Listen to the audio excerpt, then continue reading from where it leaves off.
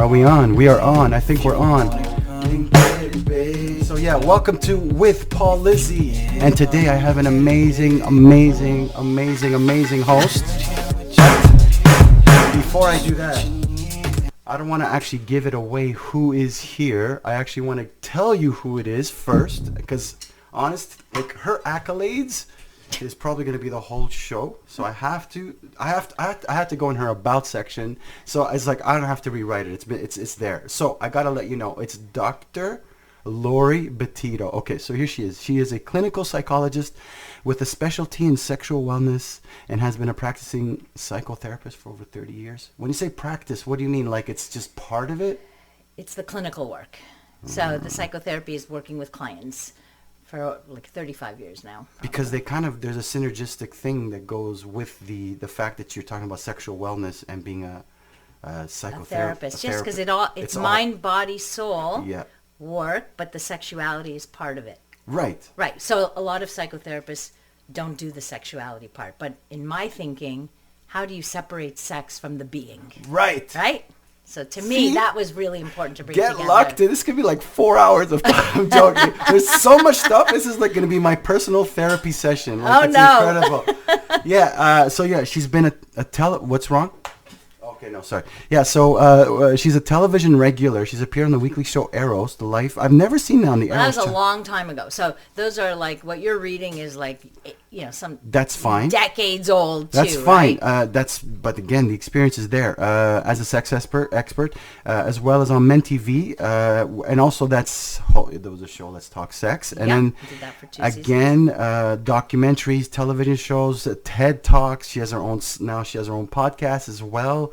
And again, we had met on that show that you were on, CJAD. Yes. It was Passion with Dr. Laurie Betito, and I was invited because I was doing music, but I was also entrepreneurial at the same time. So she had brought different walks, different lives. You are an influencer, so we brought in influencers, right? So we kind of had a segment where we had the guys, and we would bring in different guys to give a male perspective, and on another day we'd have women who would give the female perspective, and sometimes on the same topic. So it was really fun to get just guys that were not in the field talking about sexuality and relationships. Their point of view. Exactly. Yeah. And I found a lot of point of views were a little bit naive and a little bit in a fearful position, like they were scared to test bound. Anyways, there's so many things that I could talk about. Well, that was your experience, right? It was like, oh, look at what we're talking about. Holy crap. Like, it's true. Some of the things that came out,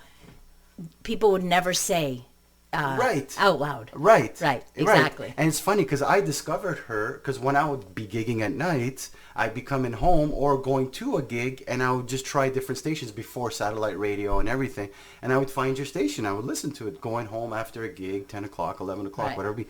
So that's how I kind of discovered you. So that's why it was so cool when you had asked me to be on. But so you were saying, so CJD, but the thing is now you also jumped into your own world of being into Spotify. Also, you're working hand in hand with Pornhub to give sexual awareness. Yep, sexual education. Yeah, so I've got a lot of things going on. Yeah. Like I do have my clinical practice. Right. After my 22 years on the air, because I was on the air for 22 years every single night. Wow. Like it was a big job, right? So it was a lot of work. And they did some restructuring, and so I ended up losing that job, and so I was it due to transitioned. COVID? No, you know what? Just it ended up. It's a big company thing, and they were streamlining, and so it had nothing to do with ratings. We were always number one in our time slot. Like it was never about the content or whatever. In fact, they were really great at letting me talk about the most taboo kind of subjects. So it was really great, and I'm forever grateful for that opportunity. Right. And then it allowed me to move into another, just another realm, and where I could actually swear, So it was like, because I have a bit of a potty mouth. So, radio, you're like super careful. Right. You don't want to piss anybody off on. When you're on a podcast, you could say whatever you want. So there's an advantage to that, Right. But again, the podcast is the same as the show. It's same format, more or less, except that we don't have listener feedback on the spot, right? Because people used to call in and share their experiences. And during COVID, it was super important because we created a community. So it wasn't just about sex, it was about mental health. Right. Remember, I'm a clinical psychologist first, right? So the mental health aspect was very, very important to me. And to create a community where people where I was the voice in the living room, where they were alone, especially during isolation and everything, it was hard for people. So it was a way to bring people together and get people on the phone and talking about their experiences. Right. And so to me, I'm like so grateful and blessed to have had the opportunity of reaching people in that way. And this is my segue into why I started working with Pornhub, for example. How did that happen? Like, let me give you like how did that, actually, I know how that happened. It only makes sense. When I saw it, I was like, yeah, that makes sense. Right, like, exactly. It made sense to me also, right? Which is why, like, for me, it's all about reach. How do I get the most people to hear about sexual wellness from a science perspective, like a evidence-based, not just like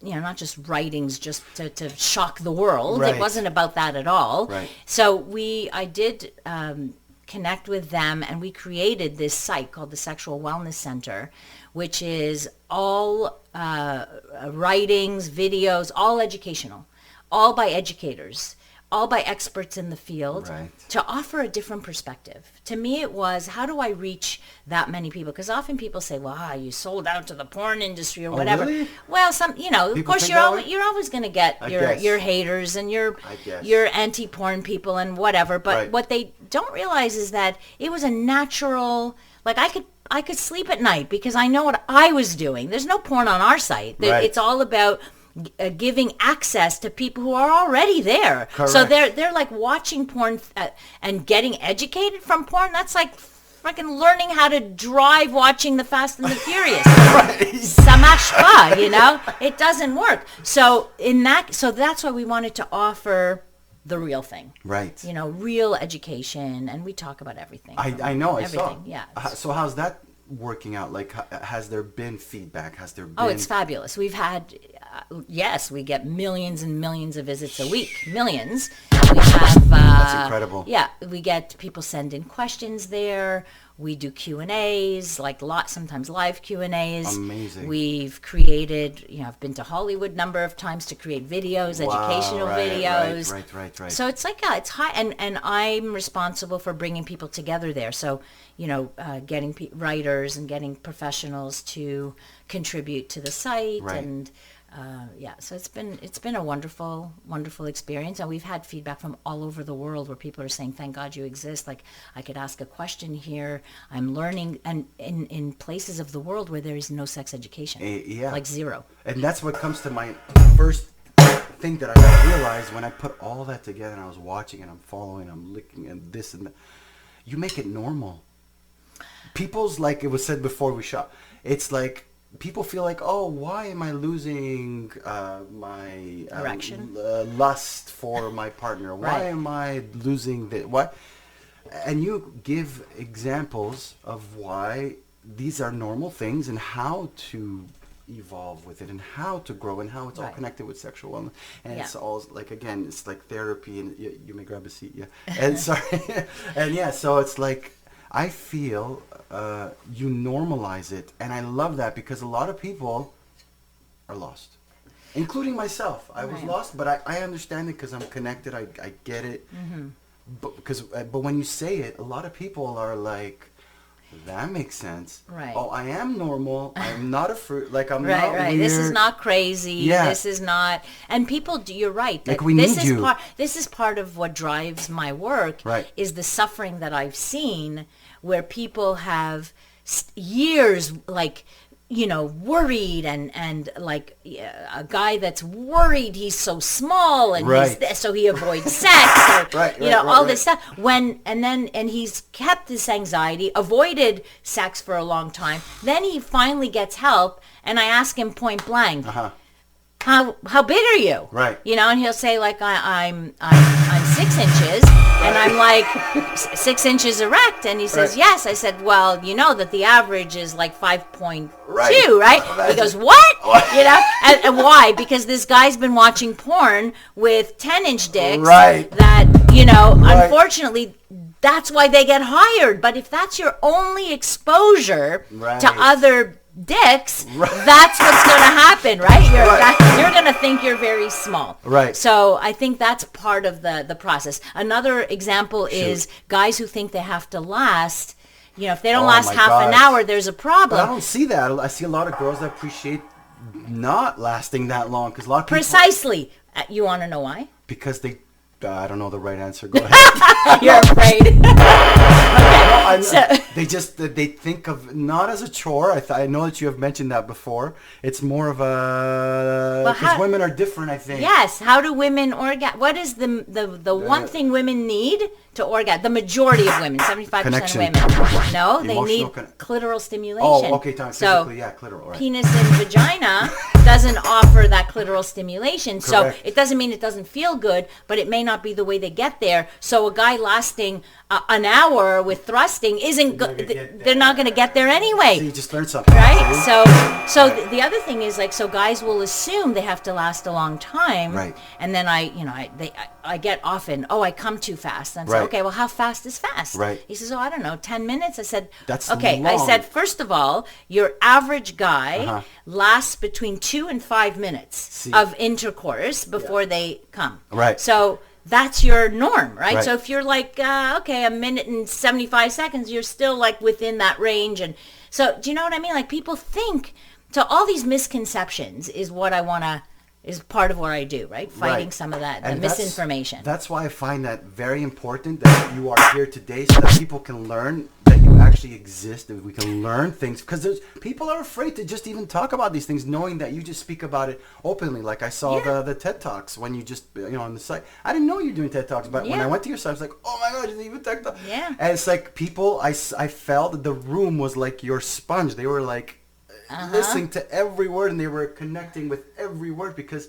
it's the way you express it is very like, it's like understood. Well, I don't want to, and it's not, simplified, right, but not because people are dumb. You know what I mean? I don't want people to think that. Right. It's more about, it's not so complicated, nor does it have to be so complicated. Right. So I try to reduce it to like, obviously sexuality is complex, like humans are complex. It's taboo. The mind is complex. It's just that it's not just taboo. It's all the influences around sexuality. Who influenced us sexually? Our experiences, our parenting. I was about to say right. That. So imagine growing up with a shame-based. That's the thing I wanted to ask you. See, because we come from our grandparents and great grandparents that had to hustle and had to, emigrate or do all these things, and they kept a lot of like all of the negative stuff. If I just go into my grandparents' history and the stuff that they had to go through to endure and literally die with this pain in their back because they've endured so much of this life that they lived together. There was no sexual wellness talk. There was no relationship talk. It was, I'm going to the bar, I'll talk to you later, or I'm avoiding you. You do what you got to do, right? So it was like, that's then karmically passed down into the parents, which is then passed down into, and this is like generational. We call that generational trauma. So there's generational trauma. Yeah, take it there's from there. Also How do we religious break it? Trauma.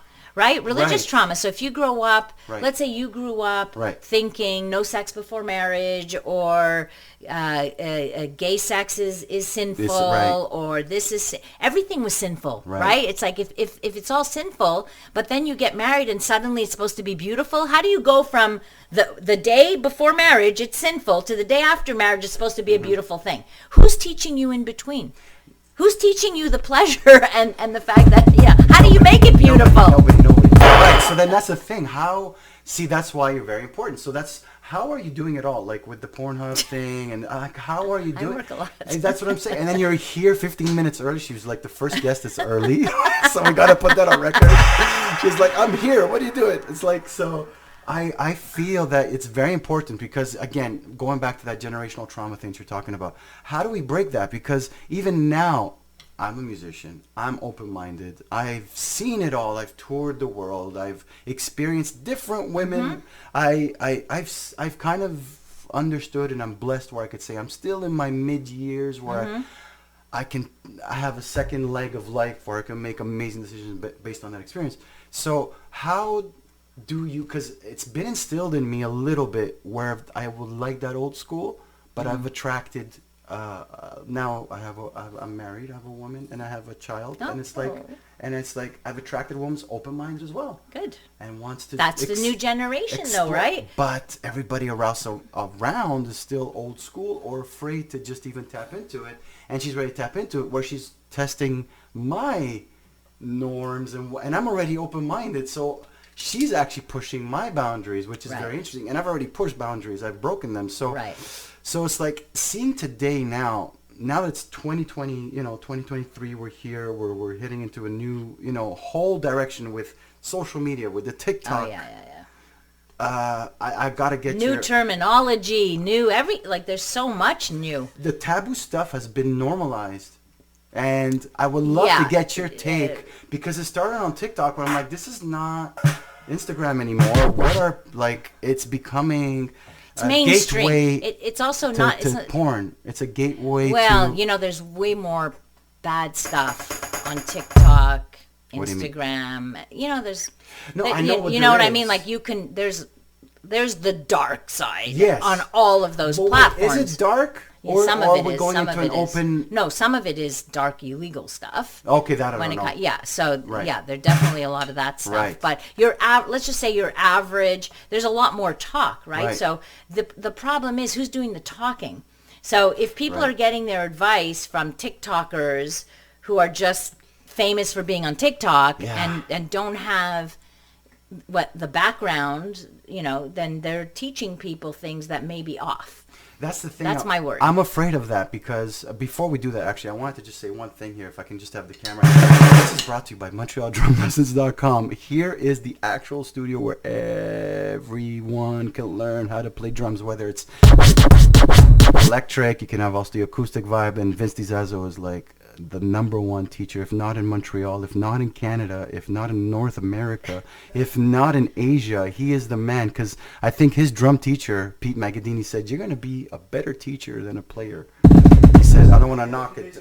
I don't want to knock that, but he's also a very good player. I want to learn. And so Laurie Betito is next to it, And I also want to mention, it's brought to you by DGen. These guys are like these cool guys I'm working with together. I might be doing a show with them soon. It's like they said, just wear the shirt, and you go naked on your podcast and use one of our shirts. And they got it on a couple of artists on Oshiaga, so we got an artist in a podcast here. So keep your eye out for DGen. And so back to what you're saying is, I'm afraid that people are consuming social media like they are. And also, it's creating a lack of intimacy in relationships where it is. I need to shut down. So can I just leave me alone? I want to swim. I'm like, but can I just cuddle with you? I can't even cuddle. No. Can I just? It's the third person. It's the third person, right? In the relationship. You were talking about that intimacy isn't just sexual intercourse. It's hand-holding. It's you did learn something from being on the show. I need help. I need mentors. I need help. That's why I have you on, because if I learn, imagine what they're gonna learn. And it's so I'm scared, because a lot of people, they go there and they're learning and they think that's normal. And it's like, it's not. It's too extreme. I find it's the same as porn. It's like a gateway drug to it. What do you think?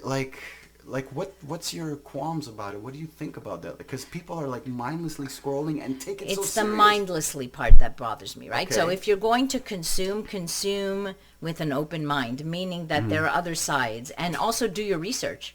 So before you take advice from a TikToker, find out who he or she is. Like, do they have a background in this? Are they professionals? Are they talking from a perspective of evidence? Are they talking or are they just talking out of their ass because it's something that they want to draw attention for? Right. So that's always my concern, is where are people getting their information, right? So we have to be like we have to be critical thinkers and critical consumers. But you see, they're mindlessly scrolling. So to be critical, they're not using that part of their brain. They're just going mindlessly, and then they start to have this digital life. But this is why we have to talk about this, though. Don't we have to? This is why we teach a digital literacy and porn literacy, and it's teaching children how to critically look at what they're watching. So asking questions. So you might be with your kid and you see something and you might say, oh, where do you think they got that idea? And how do you think that person feels about it? And how do you think they made that?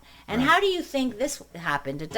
So you're getting them to critically think about it so that they're not just swallowing it whole with no thought to it, right? So we have to...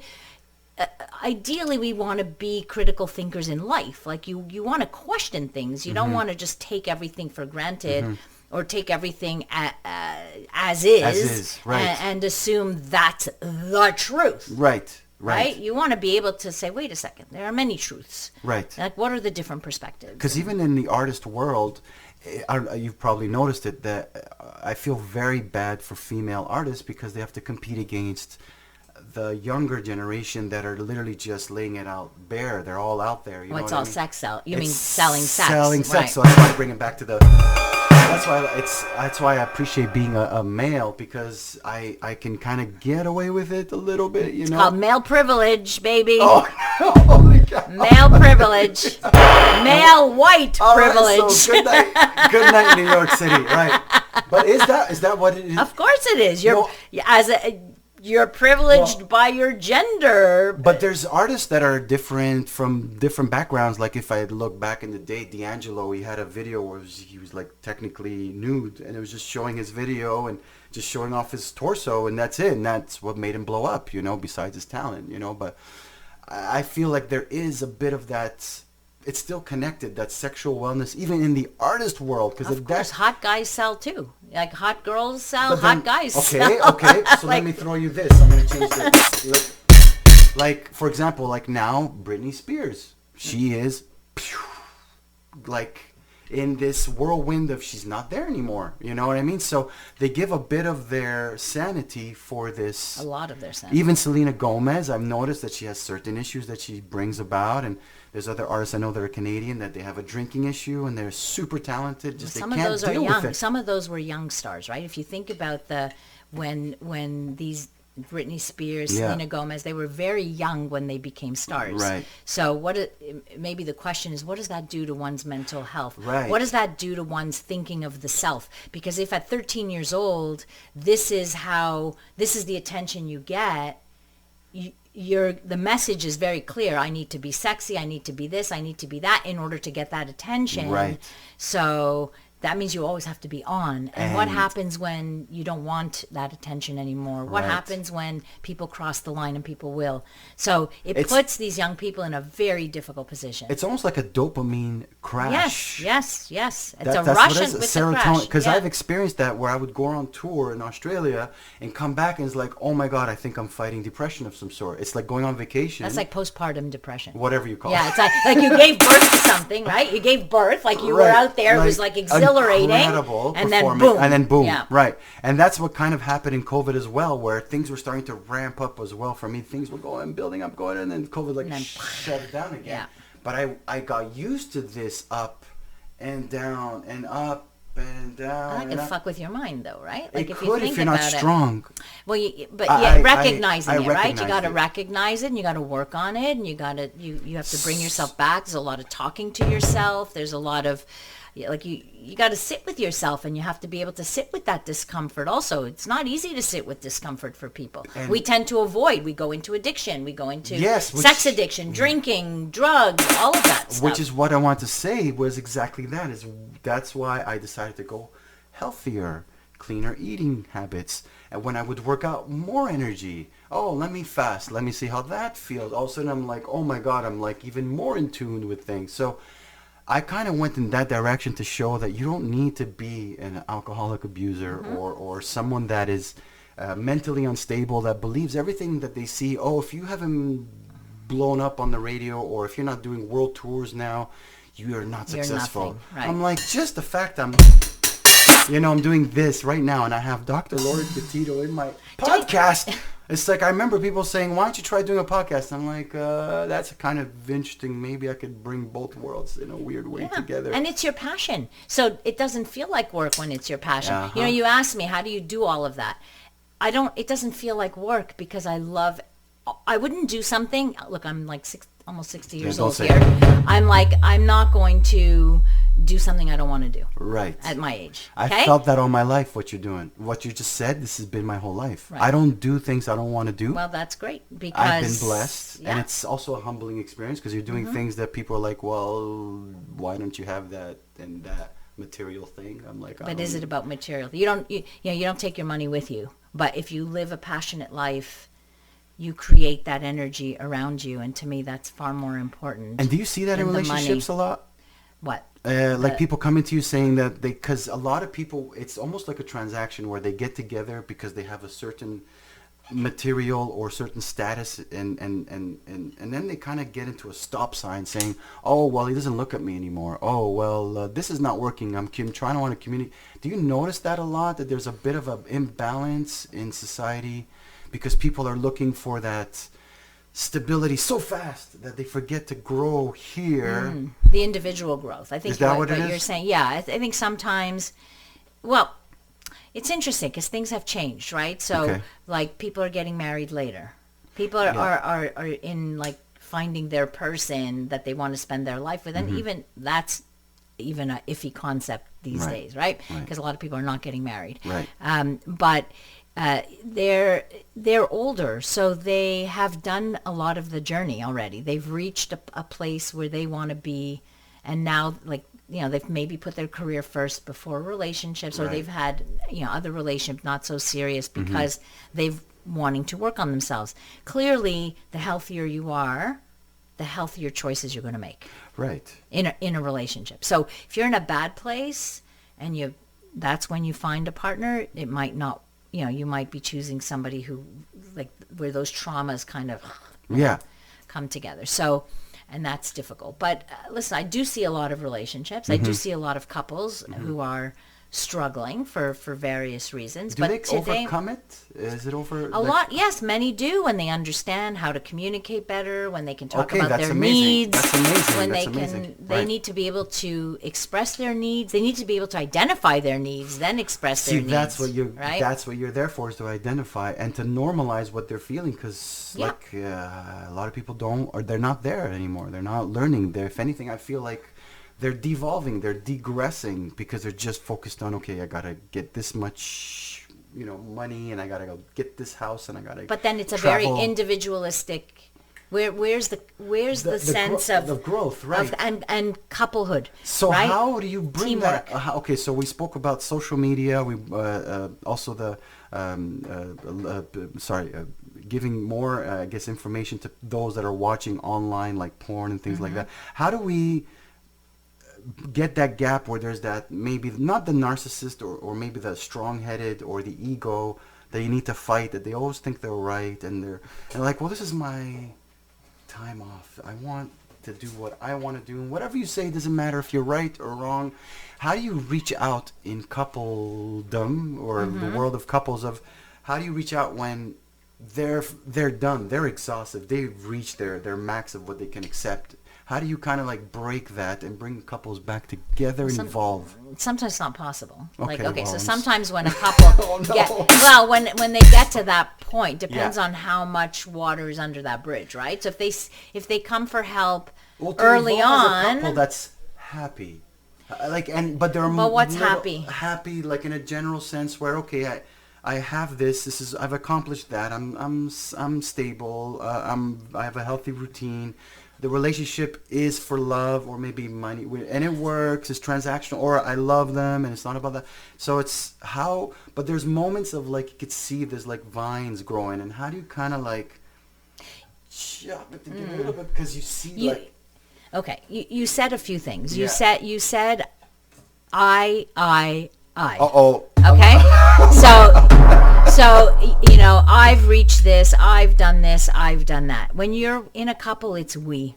And it's not that you lose the I, because your I should be that independence is important, and your own identity is important, right, and your own life is important. You don't meet up with someone to become one. You become two people with that connection, right, with a strong connection, right? Right. So if people are too much in the I zone, then it's all about what they want. And if you're thinking about, when you're in a relationship, you think about the other.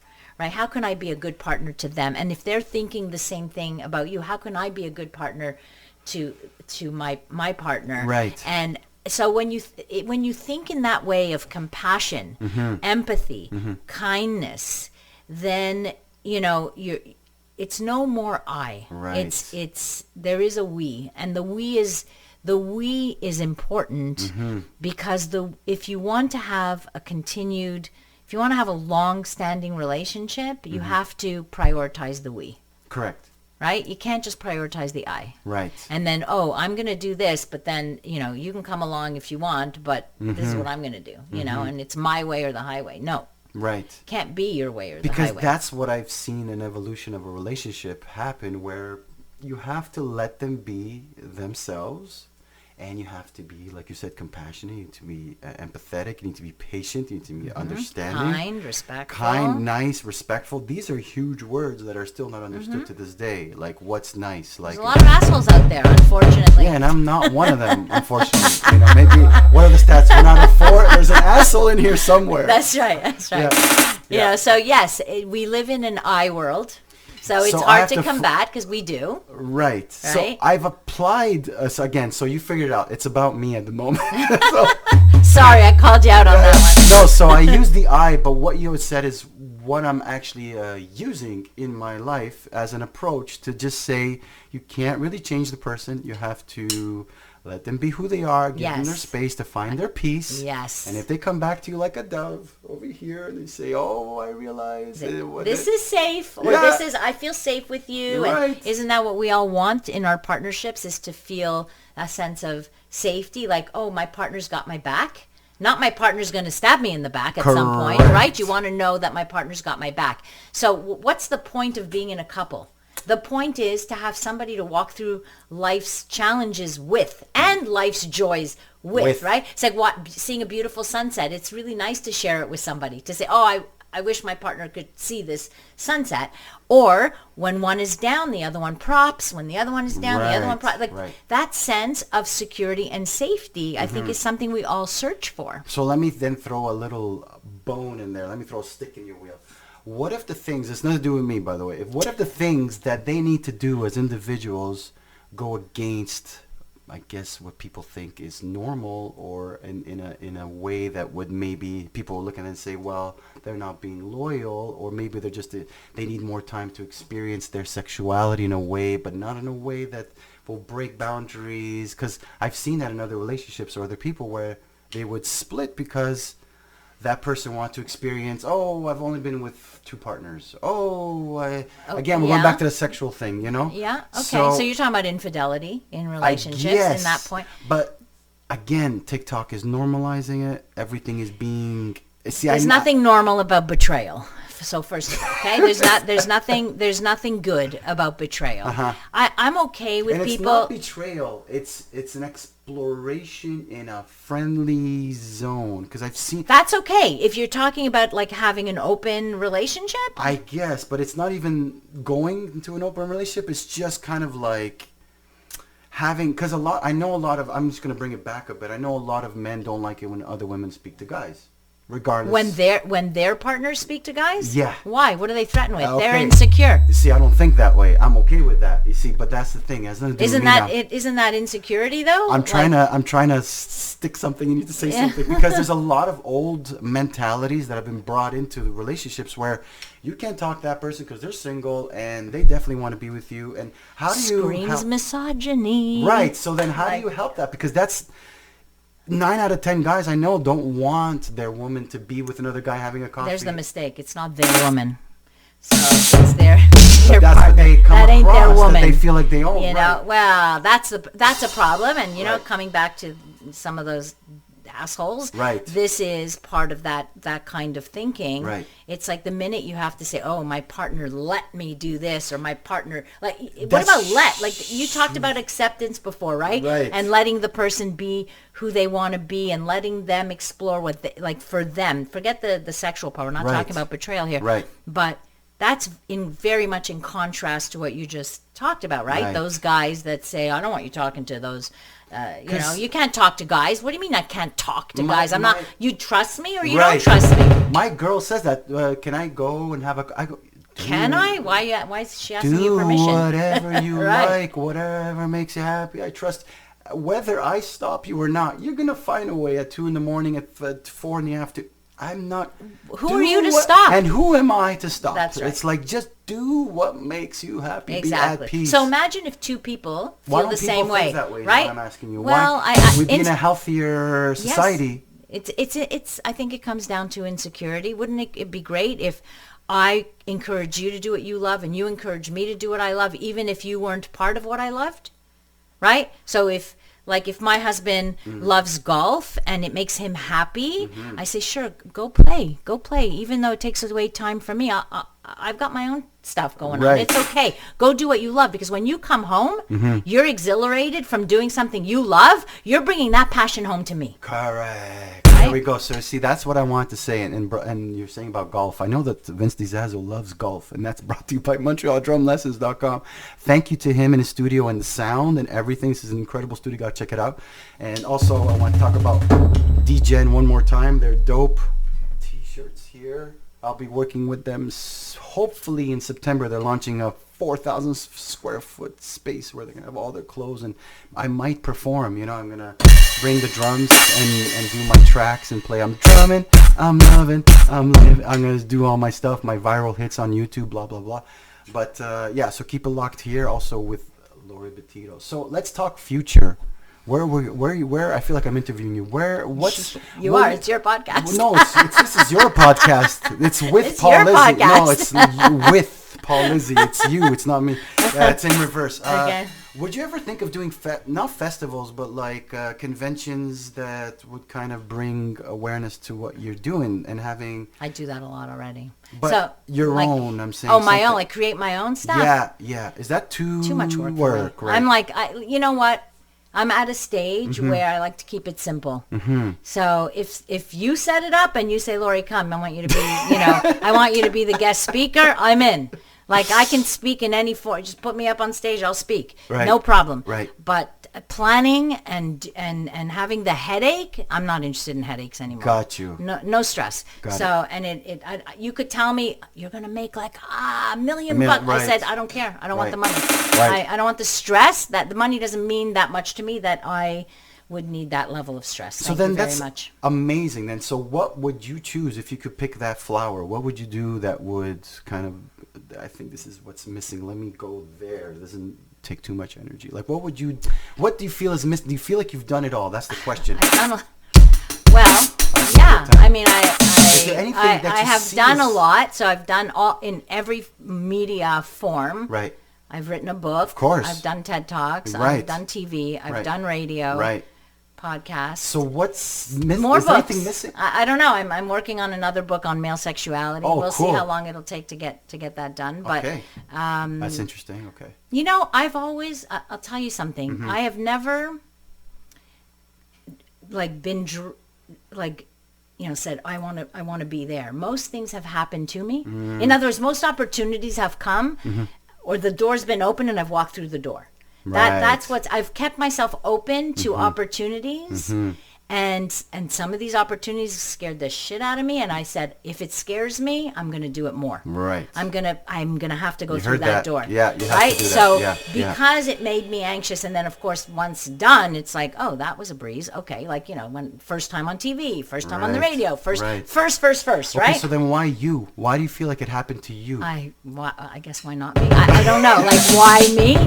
That's a good question. I think life just sometimes opportunities. If I think back, like to the beginning of all of this, I started radio when I was like 25 years old. Like it's a long time ago, right? It's like 40 years ago. Right. Whatever, like 28. I look, I was like 28.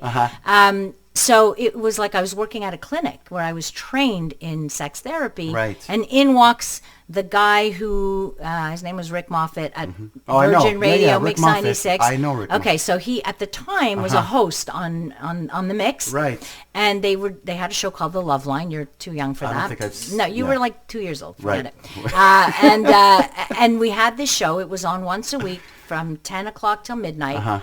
And he came in and said, would anybody here like to co-host this show? Wow. And I was like 27. I don't remember how old, maybe 27. Right. I said, oh, I'll do it. Even though, like I said, oh, might be fun. And if I flop, I'll never go back. They'll never ask me on again anyway. It's a no So, so I decided, yeah, I'm going to do it. So I did it. Right. It was amazing. I did it for 9 years. And then the switch happened because Rick Moffat was then made program director at our sister station, which was a talk radio station. Right. And he asked me, hey, you want your own show? And I said, sure, I'll do it. Wow. Yeah, okay. And so all of these things kind of, from being on the radio, I got picked up by some director that was doing something. Right. And so you kind of get known. And then, so a lot of it has been people reaching out to me and opportunities coming up. So, a publisher reached out to me and said, we want to write a book on sex and aging. Right. Would you do it? And I said, sure. That's a blessing. I think it's your energy. That's what attracts you.